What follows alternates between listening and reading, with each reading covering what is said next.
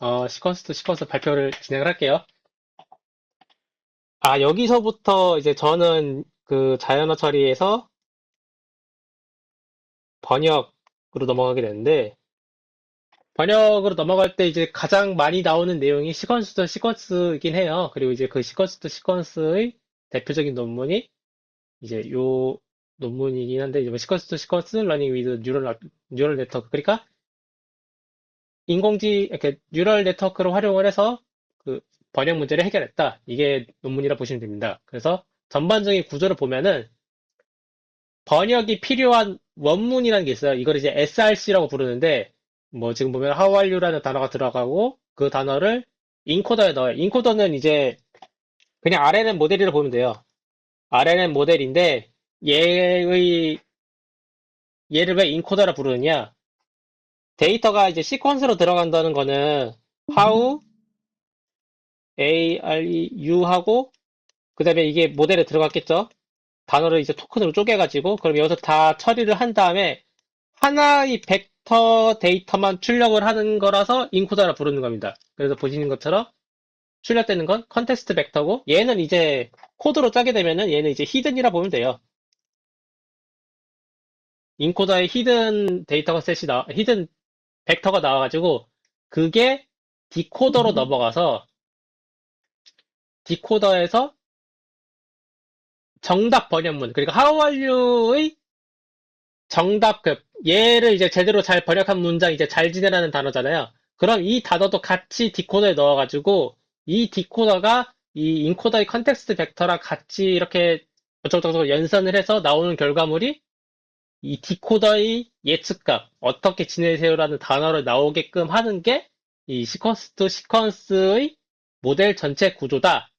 이렇게 보시면 됩니다. 그래서 따지고 보면 RNN 모델을 두 개를 썼는데 인코더는 many to one, 디코더는 many to many라는 두 개의 언어 모델을 섞어서 사용했다.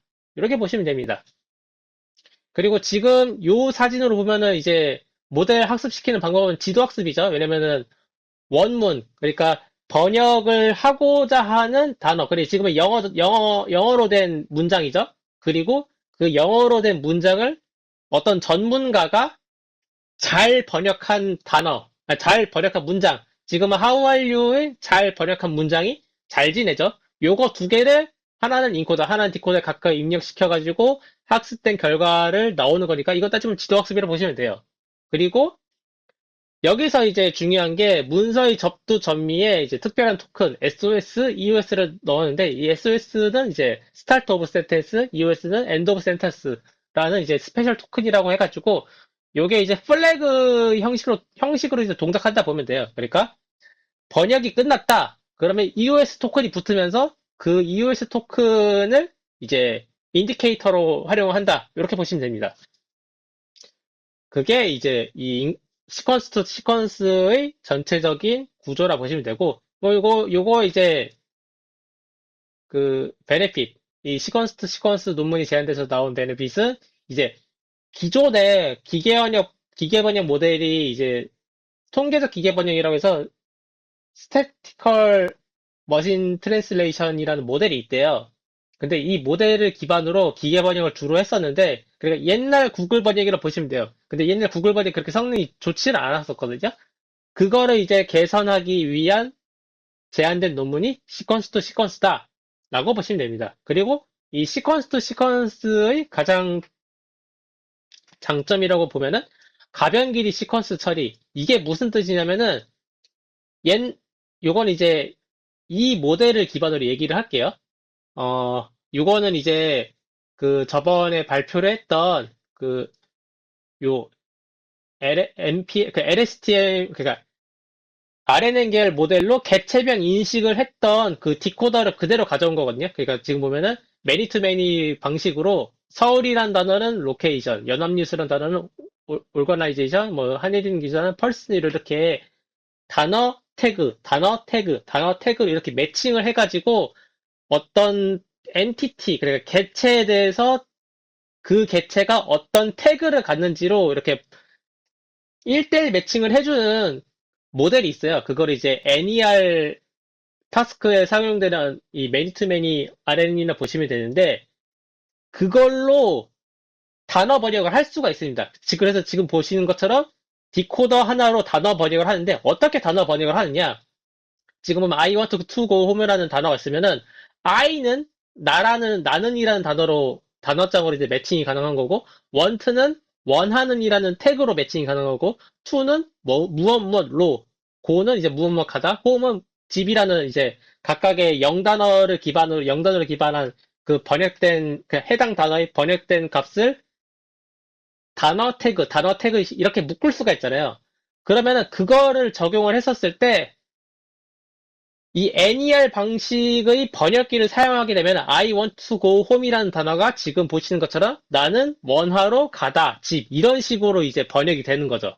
이게 고정 토큰이랑 가변 시퀀스가 있죠. 고정 시퀀스의 서순까지 고려되는 두 가지 문제가 발생을 하고 있다. 이렇게 보시면 될 것 같습니다. 어떻게 여기 지금 제 설명이 좀 이해가 되실까요?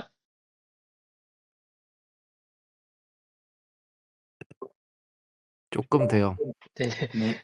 그러니까 디코더 하나만 놓게 되면은 번역이 만약에 입력되는 토큰의 개수가 5개면은 번역된 토큰의 개수도 5개로 딱 맞아야 되고 보시는 것처럼 입력된 토큰이나 매칭된 태그로 그냥 출력하는 식으로 번역이 돼가지고 번역 품질이 좋지가 않다.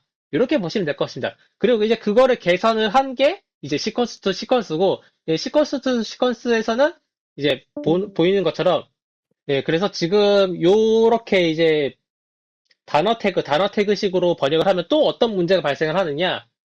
한글이랑 영어랑 차이점이 뭐냐면 한글은 이제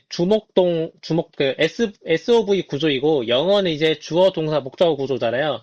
그러다 보니까 이렇게 1대1 태깅하는 식으로 번역이 이루어지게 되면은 그 이제 언어의 그 구조 자체도 깨지는 문제가 발생을 합니다. 그러니까 따지고 보면 이렇게 쉽게 생각하면 서술이 망가지다 보면 된다. 이렇게 보시면 될 것 같아요. 그래서 이 시퀀스 투 시퀀스는 일단 인코더의 시퀀스랑 디코더의 시퀀스가 다른 경우에도 원활하게 번역이 이루어지게끔 할 수가 있고, 두 번째로는 이제 각 언어별로 그 구조가 달라지는, 그러니까 문법이 다르다고 보시면 되죠. 그 문법에도 대처할 수가 있는 게 이 시퀀스 투 시퀀스 구조다. 이렇게 보시면 됩니다. 그리고 이제 시퀀스 투 시퀀스 논문에서는 뭐 빔서치, 그다음 BLU 스코어 같은 내용들이 나오는데, 요거는 지금 설명하기는 조금 그 내용이 많으니까 이건 넘어가고 진행할게요. 어쨌든 시퀀스 투 시퀀스 모델을 설계를 할게요. 이 시퀀스 투 시퀀스 모델은 아까 말씀드린 것처럼 언어 모델 두 개가 들어가는데 인코더는 매니 투 원 방식으로 디코더는 매니 투 매니 방식으로 동작을 한다 라고 보시면 되고 인코더의 히든 스테이트 그러니까 그 이제 최종 출력 값인 그게 이제 디코더의 H0로 입력이 된다 이렇게 보시면 됩니다. 그래서 인코더에 대한 전체적인 코드를 보면은 인베딩 레이어는 이거는 일단 넘어가고요. LSTM이라는 언어 모델이 있어요. 이게 RNN 계열 모델인데, 여기 이제 각각의 인자들, 그,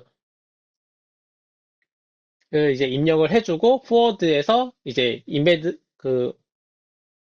레이어 거쳐가지고, 이 LSTM 레이어가 RNN 아웃이랑 이제 히든, 그 다음에 요 히든이랑 셀이 여기 보면 이제 히든 스테이트인데, 이 히든 스테이트가 이 컨텍스트 벡터라고 보시면 됩니다. 그래서 인코드에서는 이 히든이랑 셀만 리턴하고, RNN 아웃은 이제 리턴에서 빠지는 그런 구조로 이제 인코더가 구성이 된다.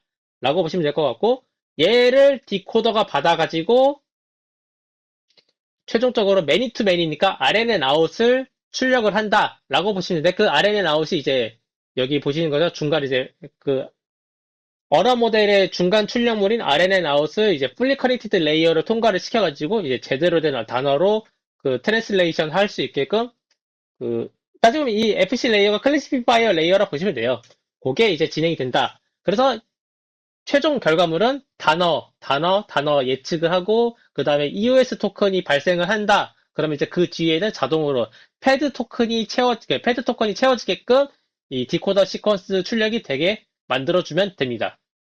그래서 인코더, 디코더 클래스 두 개를 만들었으니 그것을 이제 시퀀스 투 시퀀스 클래스에서는 보시는 것처럼 인코더 클래스 받아오고 디코더 클래스 받아온 다음에 번역을 할 때 이제 번역의 그 최대 길이를 설정을 해줘야 되거든요. 그것이 이제 이 맥슬렌 인자값이다. 이렇게 보시면 됩니다. 그리고 이제 훈련이라 검증할 때, 훈련 시켰을 때의 버전이랑, 그 다음에 해당 모델로 추론을 했었을 때의 코드가 살짝 달라요. 훈련할 때는 그냥 시퀀스 그 인코더의 결과값, 디코더의 결과값 그냥 그대로 다 받아가지고 그 아웃풋 그냥 출력하는 가장 간단한 형식으로 만들면 되지만은 추론을 할 때는 이제 단어를 생성하는 과정을 다 확인을 해야 되잖아요. 그래서 그 과정은 여기가 자가 모델 회귀라고 하는데 여기는 넘어갈게요. 이거는 왜 이렇게 하는지는 이제 다음 포스트에서 설명을 하도록 하겠습니다. 어쨌든 정답지 그러니까 문장이 두 개가 들어가야 되잖아요. 입력을 시켜줘야 되는 이제 번역이 필요한 단어, 그 다음에 여기는 이제 어떤 전문가가 이 원문 단어를 가장 잘 번역한 문장, 요거 두 개가 동시에 입력이 돼가지고 컨텍스트 벡터 받아가지고 이제 디코더에서 쭉쭉쭉 단어를 생성을 해 나가겠죠. 이 정답지에 나와 있는 단어랑 아니, 문장이랑 가장 잘 맞는 형식으로 훈련이 되게끔 그게 이제 훈련이 되는 거고 평가 모드는 그러니까 추론이죠. 추론을 할 때는 정답지가 없는 상태잖아요. 그러면은 정답지가 없을 때는 어떻게 이제 디코더에다가 데이터셋을 입력을 시켜줘야 되냐면은 이 자과 회귀 방식 오토 리그레시브 제너레이션이라고 해가지고 첫 번째 SOS 토큰을 받아가지고 어떤 단어를 예측을 했어요. 그럼 이 예측된 단어를 다시 입력으로 넣어가지고 그 계속 이거를 설명하면 좀 그렇긴 한데 그, 그 공포 영화 중에 인간지네 있잖아요. 약간 이런 식으로 이제 그러니까 출력이 다시 입력으로 들어가는 식으로 계속 이제 디코더가 동작을 한다라고 보시면 됩니다. 그렇게 해서 계속 이제 디코더가 그 추론 모드에서 단어를 생성을 하다가 문장이 이제 그 단어를 생성하는 문장이 끝난 것 같다. 그러면 얘가 이제 EOS 토큰을 이제 내뱉어요. 그러면 EOS 토큰이 내뱉은 걸 확인을 하면은 이게 맥스렌을 넘어가기 전에, 그러니까 예를 들어서 맥스렌을 50으로 했는데 40번째 토큰에서 EOS가 발생을 했다. 그러면 41번째부터 50번째까지는 그냥 패드 토큰으로 채워지게끔 코드를 설계를 했다. 이 부분이 이제 이 추론 코드에서 동작하는 원리다. 라고 보시면 됩니다. 이거는 사실 코드 기법이라 보시면 되고요. 그렇게 이제 설계가 되게끔 이제 코드를 뭐 본인들의 맞는 스타일대로 작성을 하면 됩니다. 어떻게 여기까지는 이해가 되셨을까요? 저 질문이 있습니다. 네네, 말씀하시죠. 혹시 디코더에서 또 굳이 그 EOS가 나온 다음에 패드 토큰을 채워줘야 되는 이유가 있을까요? 인코더는 어쨌든 그 컨텍스트 벡터를 뽑아내야 되니까 거기까지 가야 되니까 필수인 것 같긴 한데 디코더에서는 이게 그 코드를 작성하는 사람마다 스타일이 다른데, 저는 어떻게 했냐면은, 이 디코더에 입력되는 정답 단어 문장 있잖아요. 네. 정답 문장에다가 맨 앞에 SOS 토큰 넣었고, 맨 뒤에다 EOS 토큰을 붙여가지고, 그냥 그 정답지를 학습을 시켰다고 보시면 돼요. 그래가지고 이 디코더도 그 EOS 토큰이 있으니까 EOS 토큰이 나오게끔 학습을 같이 시켰다. 이렇게 보시면 될 것 같습니다. 네, 요, 근데 그 뒤에 이제 패드 토큰을 붙여야 되는 이유가 있나요? 따로? 이거 패드 토큰을 붙여야 되는 이유는 어쨌든 디코더가 맥스렌이라는 값이 결정이 되었으면 그것에 맞춰가지고 이 리커러시브 그러니까 순환 모드가 그 음, 해당에 그 이미지 사이즈 227, 221 딱딱 맞추는 느낌 있죠? 네, 그거랑 네, 이해됐. 네, 그거랑 똑같게 흘러간다 보시면 될 것 같아요. 네. 그렇게 이제 진행이 된다라고 보시면 될 것 같고, 여기 부분은 이제 여기 부분은, 추론 모드에서 제가 이제 요 SOS 토큰을 이제 인식하는 거, 그 다음에 중간에 이제 EOS 토큰이 나오면은 어쨌든 뒤에 단어를 패드로 채워야 되는 거잖아요. 그 패드로 채울 때 어떻게 패드를 채울지에 대한 내용을 설명을 하는 건데 이거는 코드 기법이거든요. 그래서 여기 부분은 사람들마다 그 코드 스타일이 다 다르긴 한데 저는 어떻게 짰냐면은 그 플래그 형식을 썼어요. 그러니까 어떤 뜻이냐면은 언어 모델에 입력을 시킬 때 배치 사이즈로 입력을 시키잖아요. 배치 사이즈로 입력을 시킨다는 거는 동시에 이제 학습을 시키거나 추론을 한다라는 뜻인데 배치 사이즈가 16이라고 한다고 하면은 16개의 샘플이 다 동시에 들어가 가지고 언어 모델에 들어가서 얘가 이제 학습이 되면서 이제 단어를 각각의 샘플에 맞춰 가지고 생성을 하겠죠. 그러면은 A 문장, B 문장, C 문장에 따르는 이 EOS 토큰이 발생하는 위치가 다 다를 거 아니에요. 그러면 그 EOS 토큰이 발생하는 위치가 다 다르니까 그거를 이제 어떻게 인식을 해가지고 뒤에 단어를 각 샘플별로 패드 토큰을 채울까? 그거를 고민했었을 때 저는 이제 제일 편한 게 이 플래그라는 이제 하나의 그 인디케이터를 만들어가지고 특정 샘플에서 EOS 토큰이 발생하면은 그것에 대한 플래그를 올려가지고 이 샘플은 이제 EOS 토큰이 발생했으니까 더 이상 뭐 모델 추론하지 말고 뒤에 따는 그냥 무조건 다 패드로 채워라. 요렇게 이제 if, else 이런 식으로 동작하게끔 사용을 했다라고 보시면 될 것 같습니다. 그래가지고 사용된 이제 구문이 토치웨어. 토치웨어는 그 if 구문이 스칼라 값이 A는 뭐 이렇게 10 해가지고 여기 어떤 문장 나오고 여기 ELSE 하면은 그 뒤에 문장 이제 연산이 되는 게 요 A라는 게 사실 이제 스칼라 값이잖아요. 근데 토치웨어는 이걸 이제 매트릭스 버전으로 그 다중 if가 동시에 동작하게끔 하는 그 다중 매트릭스 버전용 if else 구문이라 보시면 될 것 같습니다. 어때 여기까지 이해가 되셨을까요?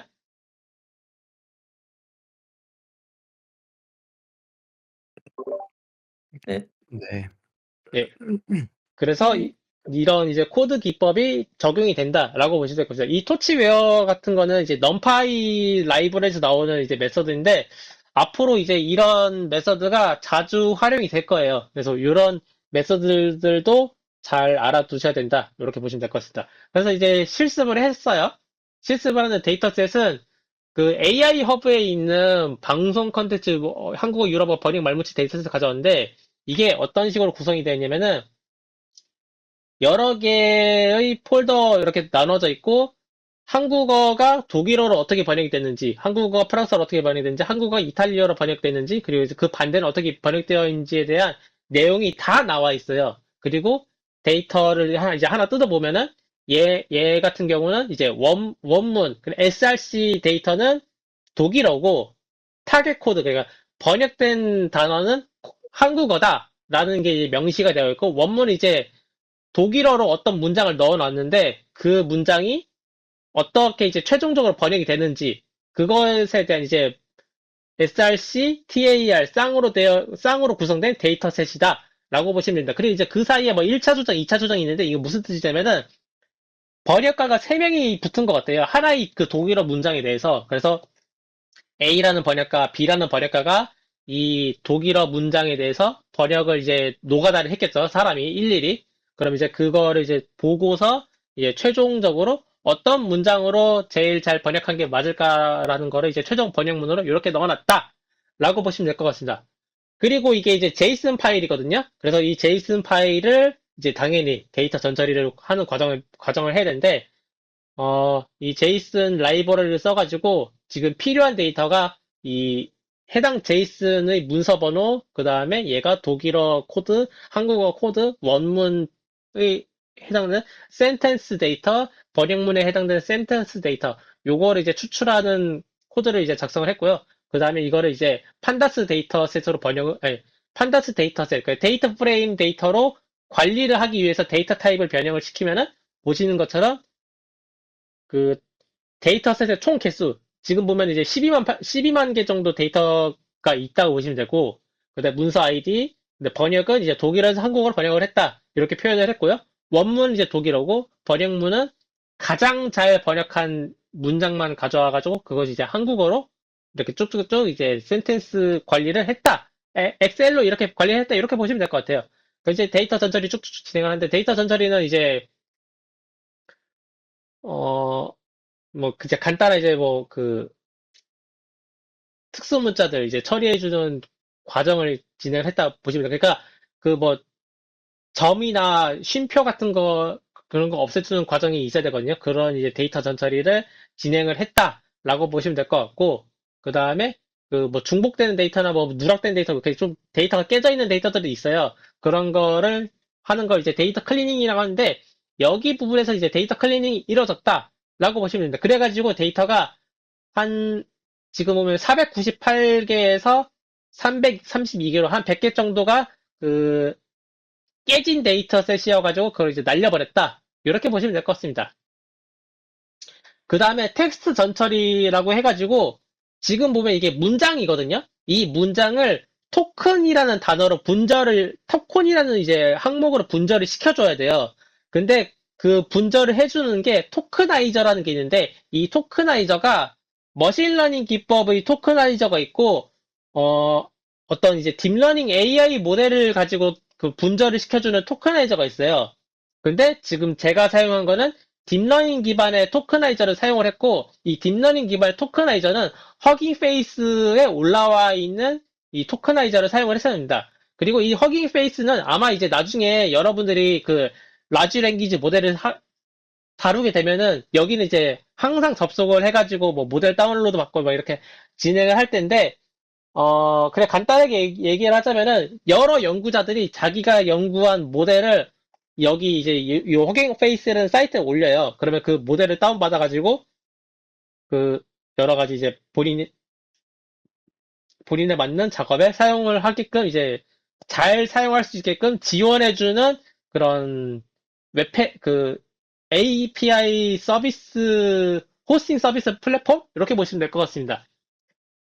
그리고 이제 허깅 페이스에 올라와 있는 그 주요 아키텍처는 트랜스포머 계열의 모델이 거의 많이 올라와 있어요. 그래서 저희 이제 스터디가 트랜스포머를 왜 배우자고 하느냐? 사실 따지고 보면 이 허깅 페이스에 있는 모델들을 잘 이해를 하자라는 목적에서 이 트랜스포머를 공부를 한다라고 보시면 될 것 같습니다.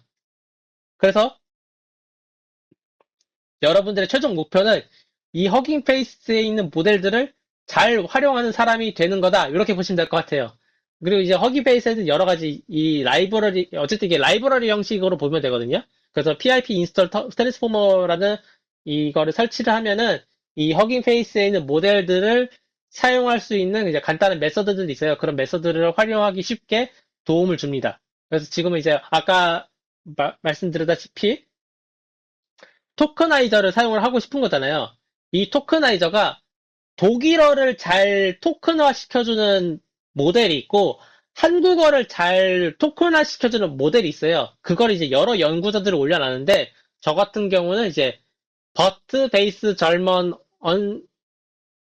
언세드 아니, 언캐스트랑 이제 뭐 버트 코리아 베이스 요 두 개의 모델을 두 개의 토크나이저를 다운로드 받아가지고 해당 모델로 토크나이징을 수행을 합니다. 그래서 보면은 예를 들어 보면은 이 트랜스포머 라이브러리의 버트 토크나이저 아키텍처를 해서 그 이제 사전 학습된 모델은 무엇이냐? 그러면 요 위에 있는 이 제일 위에 있는 이 모델 이름을 넣어가지고 사전 학습된 모델을 불러오면은 이제 독일어 문장 예제가 있죠. 얘를 토크나이저를 해달라라고 해서 이렇게 메서드를 구동을 시키면은 보시는 것처럼 토큰화된 결과, 그러니까 문장 내의 뭐 단어나 아니면 이제 특정 단어 뭐 몇 개, 두 개 섞어 놓은 걸로 이렇게 토큰화를 시켜준 결과값이 나옵니다. 그래서 보면은 DATS, ISTEN, 그 다음에 뭐, 이렇게 그 앞에 뭐라고 해야 되지? 특수 문자가 붙은 식으로 단어가 쪼개지는 게 있거든요. 이건 이제 서브워드라고 해가지고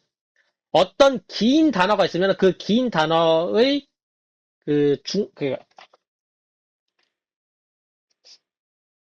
단어가 이제 긴 단어가 있으면은 영어로 쳤었을 때 여기 앞에 접두가 붙고 여기 앞에 전미가 붙는 게 있잖아요. 그러니까 뭐 SE, 아, 어디였지? 지금 보면은 UNCASED라고 하면은 UN이라는 접두랑 뭐 캐스트라는 이제 뒤에 있는 단어랑 그다음에 ED라는 또 이제 CJ 이렇게 나눌 수가 있잖아요. 이걸 이제 서브워드라고 부르는데 그 서브워드로 나눌 때는 맨 앞에 이제 인디케이터가 필요를 해요. 그거를 이제 해당 토크나이즈에서는 이제 샵샵 두 개로 표현을 했다라고 보시면 될 것 같습니다. 이거는 이제 뭐 토크나이저마다 다 그 정해진 규칙이 있으니까 그건 이제 해당 그 도큐먼트를 확인하는 게 좀 더 맞긴 해요. 그리고 이제 아까 이제 한국어에 특화된 토크나이저 같은 경우는 이제 보시는 것처럼 이 문장 토크나이저를 테스트하기 위해 예전 문장이라 했었을 때 보시는 보면 이 문장 그 다음에 문장은이라는 단어니까 그거를 이제 두 개의 서브워드로 나눠가지고 샵샵 은 뭐 이렇게 토크 나이 저 이렇게 분절이 된다라고 보시면 될 것 같습니다. 어떻게 여기 부분 그 이해가 되실까요? 네. 네. 예. 그런 식으로 이제 딥러닝 모델 기반의 토크나이저를 사용을 했고 그 토크나이저를 사용을 하니까 이제 제가 설계했던 그 토크나이즈 함수를 이제 살짝 업데이트가 진행이 됐다라는 내용에 대한 설명이고 토크나를 이제 진행을 했죠. 그러면 이제 12만 개의 데이터가 보신 것처럼 원문 그다음에 그 번역문 전부 다 토크나이징이 진행이 된다라고 보시면 될 것 같습니다. 그것에 이제 데이터는 이렇게 어떻게 진행됐다라는 표현을 했고요. 그 다음에 원문 그 SRC 데이터에 대한 단어장을 만들어야 되고 타겟 문장에 대한 단어장을 두 개를 만들어야 돼요. 그 이게 NER 태그에서도 말씀드렸다시피 NER도 이제 엔티티에 대한 단어장, 그 다음에 태거에 대한 단어장 이렇게 두 개를 이제 따로따로 만들어야 되거든요. 그렇게 이제 단어장이 두 개가 만들어졌다라고 보시면 될 것 같고 각각의 이제 단어장에는 이제 희소 단어 삭제를 적용을 했었는데 이거는 나중에는 이제 적용을 안 해요. 왜냐면 이제 희소 단어 삭제하는 과정을 하게 되면은 그 번역 품질에서 언노운 토큰으로 계속 나오는 경우가 있어가지고 이 시퀀스2 번역할 때는 통상적으로 이 희소 단어 삭제는 하지 않습니다. 그 다음에 이제 스페셜 토큰. 스페셜 토큰이라고 하면은 아까 말씀드렸던 SOS, EOS, 그 다음에 패드, 그 다음에 언노운 토큰. 요렇게 4개의 토큰이 단어장에 포함이 된다라고 보시면 될 것 같습니다.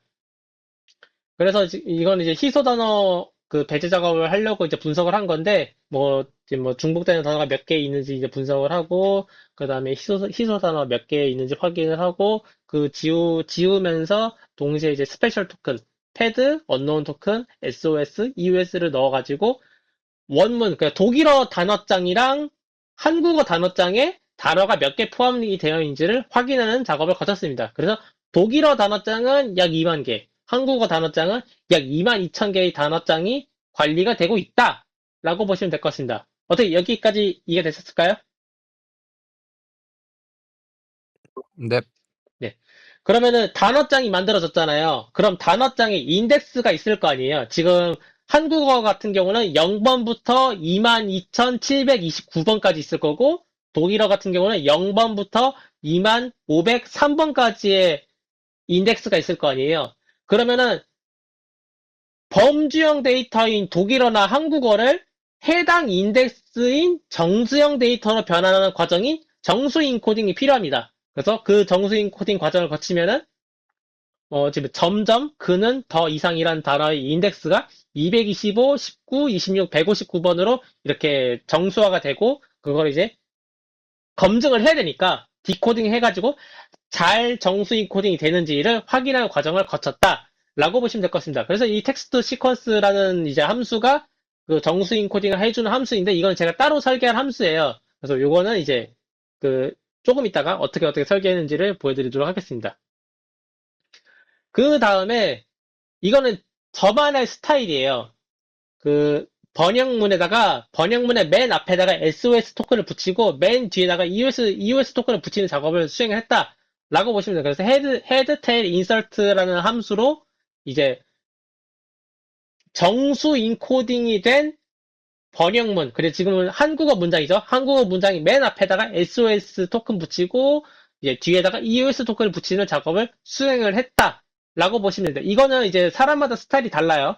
저만 이렇게 한 거예요. 다른 사람은 그냥 SOS, EOS 토큰 안 붙이고 그냥 그 모델 추론이나 뭐 학습하는 과정에서 그냥 바로 다이렉트로 하는 경우가 많더라고요. 그래서 이거는 스타일마다 다르다라고 보시면 될 것 같습니다. 그리고 이제 텍스트 전처리, 문장 패딩. 여기서 그 시퀀스 투 시퀀스의 장점이 가변 컨텍스트 텍스트로 이제 번역이 이루어진다라는 건데, 그냥 간단하게 말하면은 독일어 문장의 통상적인 길이가 60이고 번역문의 통상적인 문장 길이가 55로 이렇게 설정을 해가지고 두 개의 시퀀스 랭스가 다르게 해도 번역이 잘 된다. 이거가 이제 시퀀스 모델의 핵심이 되는 베네핏이라고 보시면 됩니다. 그래서 이제 두 개가 차이가 나도 번역이 잘 된다. 라고 보시면 됩니다. 따지고 보면 이 두 개의 하이퍼 파라미터가 발생을 하는 거죠.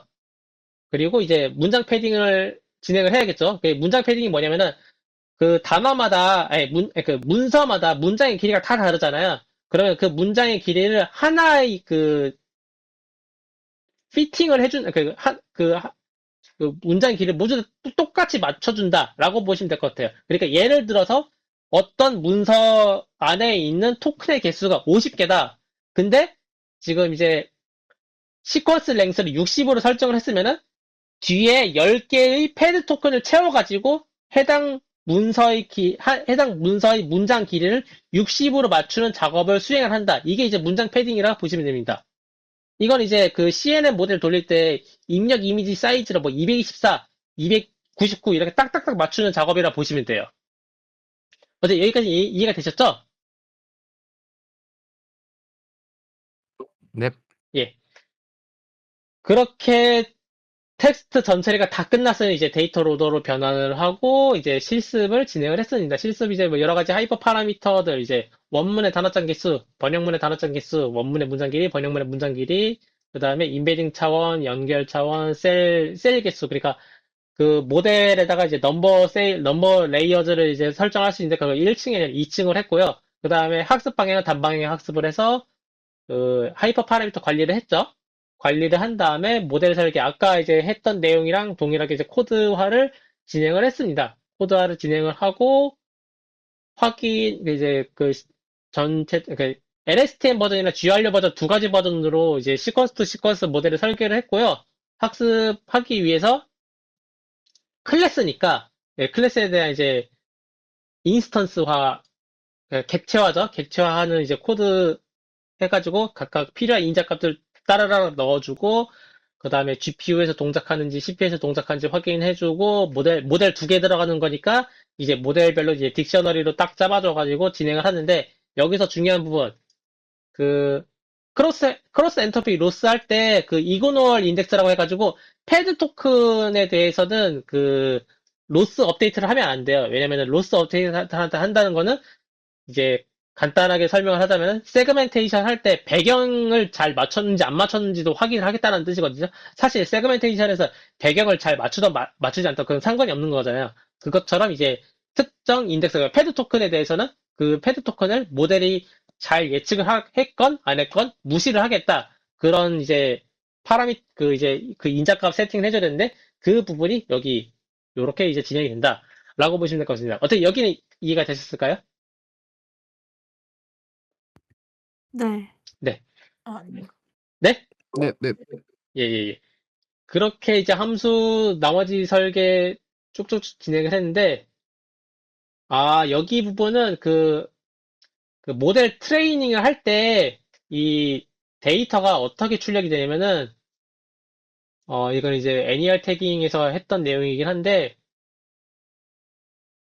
그 크로스 엔트로피 로스를 시키면은 데이터가 들어가는 게, 어, 모델이 예측한 결과값은 2차원 데이터가 되어야 되고요. 그 다음에 정답지 데이터는 1차원 데이터가 되어야 돼요. 근데 이 매니 투 매니로 그 모델을 학습을 시키게 되면은 모델이 예측한 결과값은 보시는 것처럼 3차원 데이터가 나오고 정답지 또한 이제 2차원 데이터가 되거든요. 그거를 이제 크로스 엔트로피 로스로 연산을 하기 위해서 2차원 데이터를 1차원으로 이제 차원 축소를 해줘야 되고 3차원 데이터를 2차원으로 차원 축소해주는 과정이 필요합니다.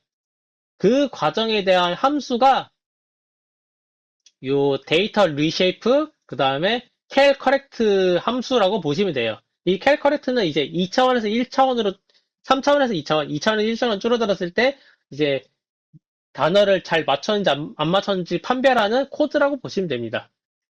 이 두 개의 함수가 들어가서 이제 모델 트레인이랑 모델 이벨루에이트, 정확히는 이제 여기는 이제 그 밸리데이션을 하는 부분이라고 보시면 될 것 같아요. 그래서 그 두 부분이 진행이 됐고 학습, 그 다음에 검증된 결과물을 확인했습니다. 보면 이제 로스 거의 0으로 쫙 떨어지고 에퀴레이시도 1로 짝짝 올라갔죠? 되게 잘 된 것처럼 나와요.